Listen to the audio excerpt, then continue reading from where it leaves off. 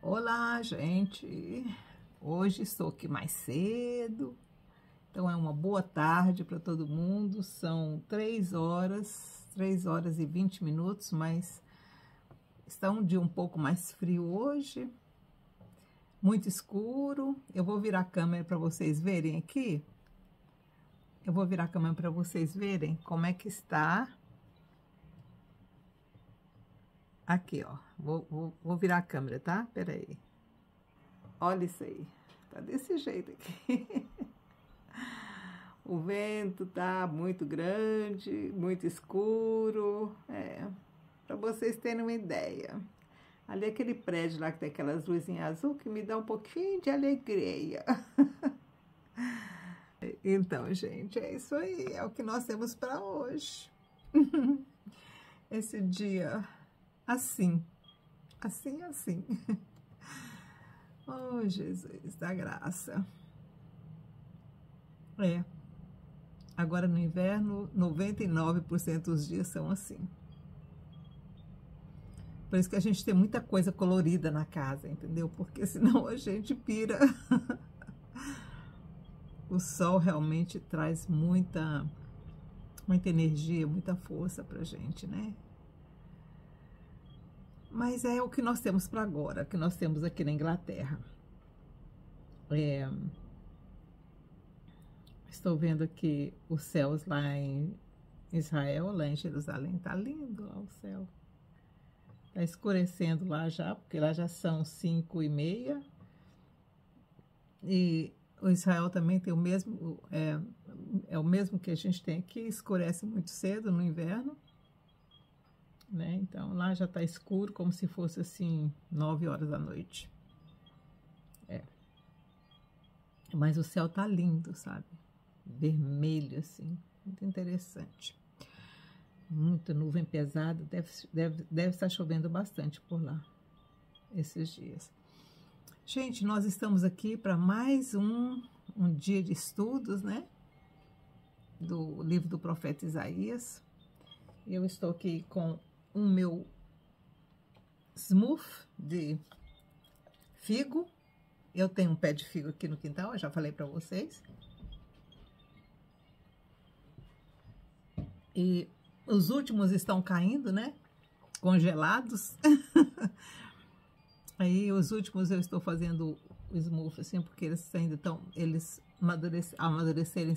amadureceram sem crescer direito, né? Mas ainda agora ficaram só os verdes, que vão hibernar agora, vão congelar e vão ficar assim até a primavera, e a primavera eles voltam a crescer. É interessante, né? Mas aqui tem esse negócio da fruta ficar congelada, né? Num tamanho desse tamanhozinho assim, mais ou menos, a congeladinha. Aí quando vem a primavera, eles começam a crescer novamente. É muito interessante, gente. É a natureza. Ela adapta mesmo, viu? Porque é uma adaptação, né? Porque lá no Oriente não é assim, né? Amadurece, lá tem tempo, né? Do figo dá. Aqui o figo dá o ano inteiro. Mas agora no inverno ele fica assim, congeladinho. Mas tá lá, o pé de figo tá lá. Se você quiser fazer doce, é só ir lá e catar os pequenininhos verdinhos e faz doce. Então, de qualquer forma, todo o tempo você pode ter figo. E figo é muito bom para a saúde, viu, gente? Muito bom. Se vocês puderem ter um pé de figo no quintal, é muito bom. Ele é bom para o coração, é bom para os órgãos genitais, para pressão alta, muito bom para pressão alta. Tem muito fosfato, então é muito bom mesmo. Então vamos lá para o capítulo 44 do livro do profeta Isaías. É a continuação dos poemas, né, do profeta Isaías, e no meio dos poemas ele lança a profecia dele, né? Foi uma forma do profeta evitar ser morto imediatamente no reinado do Manassés. Então eu tô assim, porque eu tô meio friozinho, porque Tava assim 13, né? O máximo que foi esses dias para trás foi 13, mas tava bom. Agora hoje já desceu para 8, 9, então a gente já sente um pouco mais de frio. Mesmo assim, ainda tô bem assim, ó, não tô precisando de cachecol ainda não. Vamos lá, versículo 1. Mas agora ouve, ó Jacó. É a continuação, viu, gente? É a continuação daquilo que nós passamos ontem, né? O versículo 28 do capítulo 43 fala: pelo que profanarei os maiorais do santuário e entregarei Jacó à destruição, Israel ao opróbrio. Foi esse o último versículo que nós lemos ontem. E ele continua no 44. Mas agora ouve, ó Jacó, meu servo, ó Israel, a quem escolhi. Gente, com todo o pecado que estava acontecendo em Judá e que havia acontecido no reino de Israel, o Eterno ainda estava incluindo todos os filhos de Jacó, até os que já estavam fora, os que já siam deportados de Samaria, porque os samaritanos, naquela época, eles eram descendentes de Jacó. Até hoje eles são descendentes de Jacó. Samaria ainda existe. Mas eles são uma mistura, eles misturaram, né? Por isso que os judeus da época de Jesus não admitiam um relacionamento mais estreito com os samaritanos. Mas os samaritanos também são filhos de Abraão, mesmo não sendo puros da tribo de Judá. Assim diz o Senhor. Quer dizer, ele incluiu tudo, os filhos de Jacó todinho, todas as 12 tribos. Nesse capítulo aqui, Deus não exclui os samaritanos. Ele está incluindo eles, os filhos de Jacó. Meu servo. Ó Israel, ele incluiu inclusive Israel, o reino de Israel, a quem escolhi. Assim diz o Senhor, que te criou e te formou desde o ventre e que te ajudará no futuro. Ele formou Israel lá com Abraão e no futuro ele vai continuar ajudando. Não temas, ó Jacó, meu servo, Jesurum, a quem escolhi. Olha o jeito carinhoso do Eterno chamar Jacó, Jesurum. Pois derramarei água sobre o sedento e rios sobre a terra seca. Derramarei o meu espírito sobre a tua posteridade. Gente, no meio de tanto pecado, de tanta idolatria, de tanto adultério espiritual, o Eterno continua chamando Jacó de meu servo, Israel, meu escolhido. E ele faz a promessa que ele derramará do seu espírito sobre toda a posteridade dele.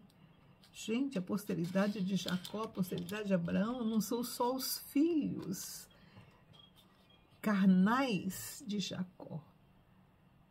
Lembra que quando Jesus veio, ele incluiu toda a humanidade? O que ele disse para os saduceus e para os fariseus? Que daquelas pedras o Eterno poderia suscitar filhos a Abraão. Aquelas pedras somos nós, gente, os gentios, os quais os judeus até hoje não têm o mínimo de respeito. Até hoje eles não têm respeito por nós. Porque nós não somos puros, como não são os samaritanos. Mas isso vai ser quebrado. Isso vai ser quebrado com a vinda do Messias. Eu não espero que isso seja quebrado 100% antes. porque ainda existem muitos judeus ortodoxos que são bem radicais e que não aceitam nem conversar com a gente. Se você se dirige a eles, eles te ignoram completamente. Eu experimentei isso em Jerusalém, muitas vezes.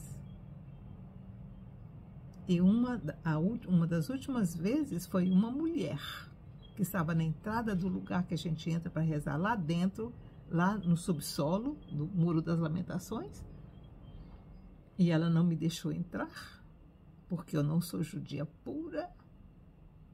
E aí, quando eu saí, eu estava chorando, um guarda veio perguntar para mim o que foi, eu expliquei para ele, e ele foi lá e obrigou ela a me deixar entrar. Um policial de Jerusalém. Foi assim que eu consegui entrar para me despedir, porque eu ia viajar no outro dia. Eu não ia poder voltar lá. Então, até hoje, eles são assim. Os radicais são assim. E isso tem que ser quebrado. Tem que ser quebrado. Porque o Senhor disse que Ele derramaria do seu Espírito sobre a posteridade, toda a posteridade de Jacó. Toda ela. Não importa se você é radical ou se você não é. Se você é secular, como eles falam, tem muito judeu secular que eu conheço lá de Israel, que eles não vão em Jerusalém. Sabe por quê? Por causa dos radicais. Porque eles também não são tidos como puros, porque eles são seculares, eles nem usam kippá.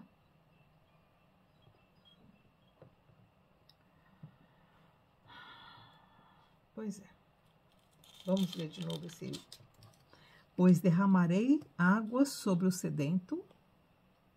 Quem que tem sede de justiça? Quem que tem sede da palavra? Somos nós. Nós. E rios sobre a terra seca. Isso aqui é espiritual, gente. Ele não está falando de rio de água, não. Está falando de rio espiritual. Ele vai derramar água aos sedentos, água que é a palavra dele, e ele vai abrir rios em terra seca, o que significa que ele vai abrir rios de água para os sedentos em terras secas, que somos nós. Todo o resto do mundo, isso inclui Rússia, isso inclui China, isso inclui Índia, isso inclui todo mundo. América Latina, América Central, a Europa, a Ásia, todo mundo está incluído aqui. E derramarei do meu espírito sobre a tua posteridade.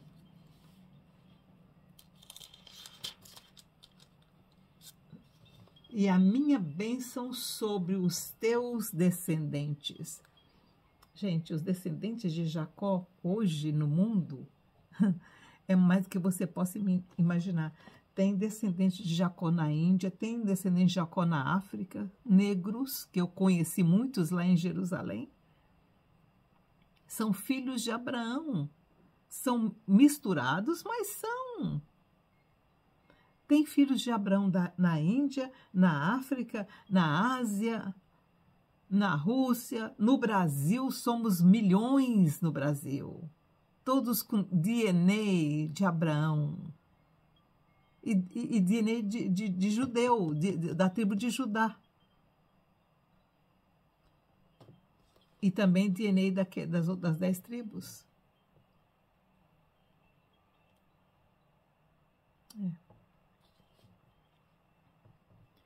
Brotarão entre a erva como salgueiros junto às correntes das águas. Brotarão entre a erva, quer dizer... Ai, que coisa mais interessante. Quer dizer, entre os espinheiros, que são os malvadinhos da terra, entre os ímpios, entre os sujinhos, vão surgir os salgueiros. Ele, o Eterno, está fazendo surgir entre os espinheiros, entre as ervas que não valem nada, aqueles que valem tudo. Então, no meio da miséria, da pobreza, do pecado, está nascendo água pura.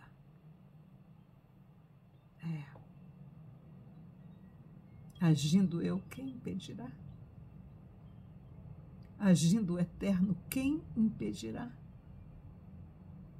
Que erva daninha que vai matar um salgueiro? Nunca, porque a mão do Senhor é que está fazendo isso. Que você seja um salgueiro no meio das ervas daninhas.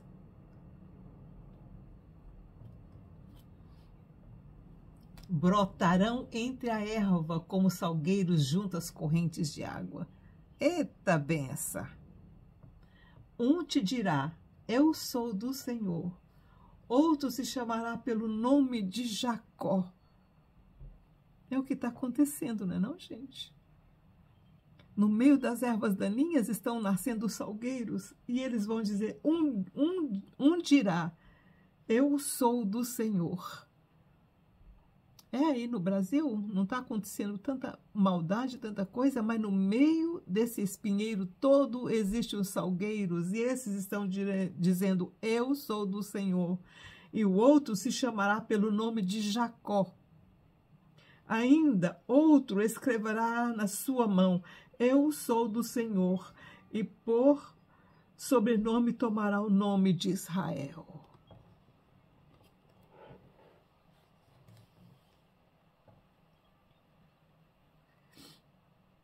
Não adianta as ervas daninhas e os espinheiros tentarem sufocar os salgueiros. Eles continuarão lá brotando, brotando. Não foi plantado, não. Ele nasce brotando, porque quem está plantando é o Eterno. Você pode escrever na sua mão? Como é que para escrever na mão? Eu sou do Senhor, por sobrenome tomará. Ainda outro escreverá na sua mão, eu sou do Senhor. Eita! Vamos usar as camisetinhas aí? Não precisa nem escrever na mão. Ele falou que aqui alguns vão fazer, tatuar na mão, eu sou do Senhor. Esse Senhor aqui, gente, é Adonai. Eu sou de Adonai.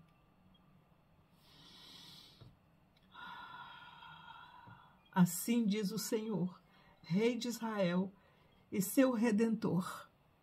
Gente, olha aqui o que ele está dizendo. Eu estou arrepiando inteirinha aqui.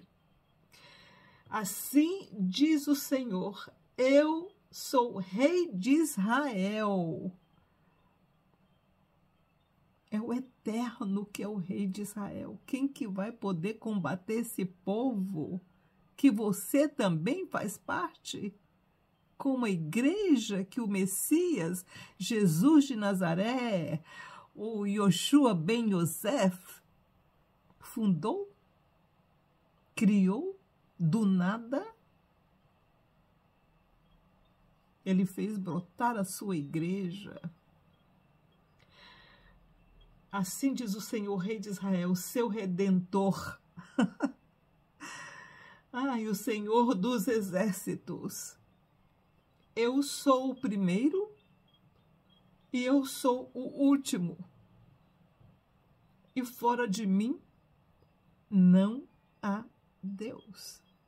Por mais que Lúcifer queira se engrandecer e se tornar o rei dessa terra aqui, desse sistema solar, ele não é. Ele é um usurpador. Porque ele tentou usurpar, mas ele não conseguiu, por isso ele está preso em cadeias. A influência dele ainda está aqui, porque os ministros dele ainda estão soltos. Mas não há Deus acima do Eterno. Quem há como eu? Que o proclame e o exponha na minha presença. Ele ainda desafia. Quem anunciou desde os tempos antigos as coisas vindouras? Quem nos anuncie as que ainda hão de vir? Ele não sabe. Cadê meu lencinho? Eu tô precisando de um lencinho, tá aqui. Ele não sabe. Ele não sabe o que vai acontecer porque ele não tem onisciência.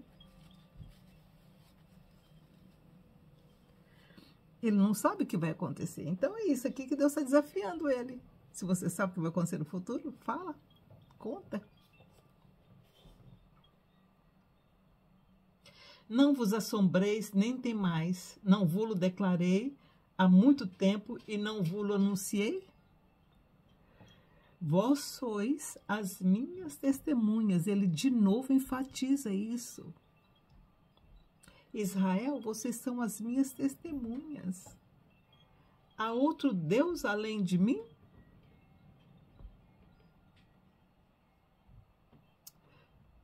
Não há outra rocha que eu conheça.